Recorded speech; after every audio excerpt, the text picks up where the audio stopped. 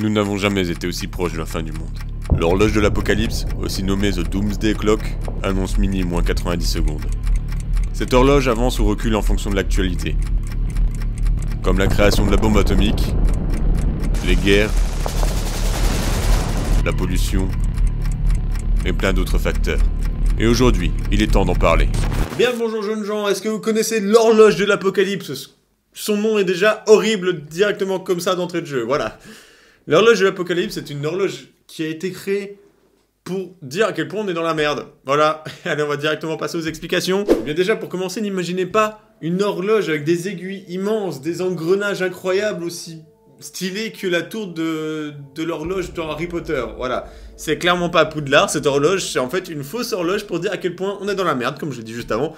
C'est une horloge virtuelle, une métaphore de la vulnérabilité du monde. C'est en soi, comme les scientifiques le disent, une façon de mesurer le temps avant l'apocalypse. Et ça n'a rien de mystique. Elle a été imaginée en 1947 par le Bulletin of the Atomic Scientist. C'est un groupe qui a été créé par carrément Albert Einstein, c'est un groupe de scientifiques, d'experts qui, de la base, avaient travaillé sur le projet Manhattan, le projet qui a créé la bombe atomique. Depuis la création de la bombe atomique, ces experts surveillent de très près à quel point notre planète elle va pas très bien. Chaque année, ils transforment tout ce qui s'est passé dans l'année en formules mathématiques.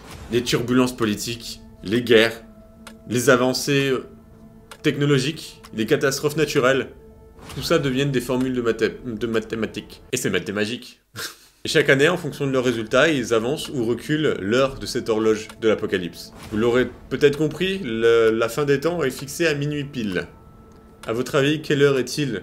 À quelle heure est fixée l'horloge en ce moment même? À l'origine, cette horloge, après la guerre mondiale, la seconde guerre mondiale, elle indiquait 23h53. C'est déjà un peu trop proche de minuit à mon goût. Ouais, beaucoup trop proche. Le pire dans tout ça, c'est qu'on a quasiment fait que de se rapprocher de la fin des temps.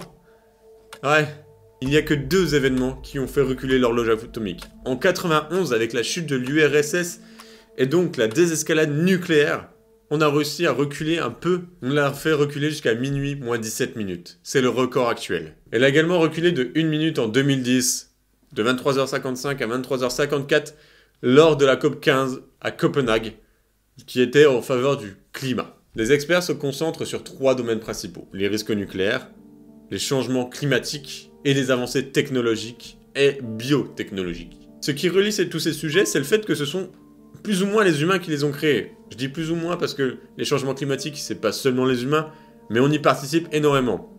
Et donc, ça fait qu'on peut augmenter le temps en fonction de comment on le contrôle, mais on peut également reculer cette horloge grâce aux moyens de comment on peut l'utiliser. Tout dépend de nous.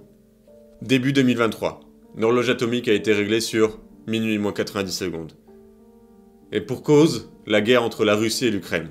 Les menaces à peine voilées de la Russie d'utiliser des armes nucléaires montrent à quel point l'escalade de cette terrible guerre peut tout détruire littéralement. Et à moins 90 secondes, si une arme nucléaire, une bombe nucléaire explose, on risque d'être très fortement à minuit, alors en dessous de moins d'une minute quoi.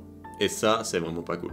Comme le soulignait déjà le secrétaire général de l'ONU, le monde est entré dans une ère de danger nucléaire qui est vraiment en fait à son apogée depuis la guerre froide.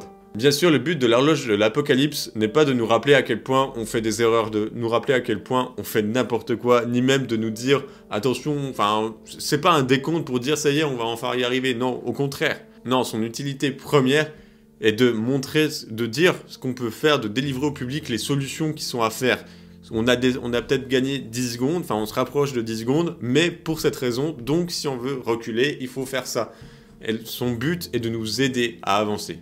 Et bien entendu, l'horloge salue aussi énormément les victoires de l'humanité. D'ailleurs, dans le rapport de début 2023, les scientifiques saluent l'effort d'utiliser des énergies renouvelables et les tentatives de coopération entre les pays pour polluer moins. Et je sais que cette horloge en soi n'annonce rien de bon, mais ce serait quand même grave stylé qu'ils créent une horloge physique, quand même, avec un style genre comme celui-ci.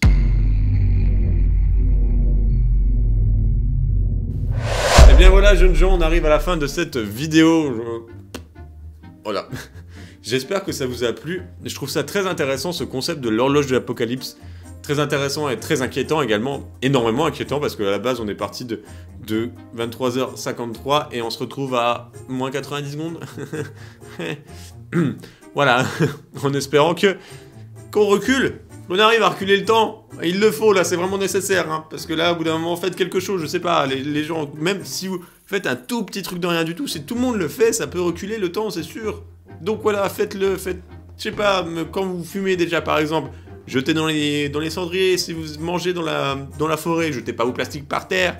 Voilà, tout simplement, rien que ça peut être faux. Bon, sur ce, je vous dis portez-vous bien, bisous sur Petite Miche, bien moelleuse.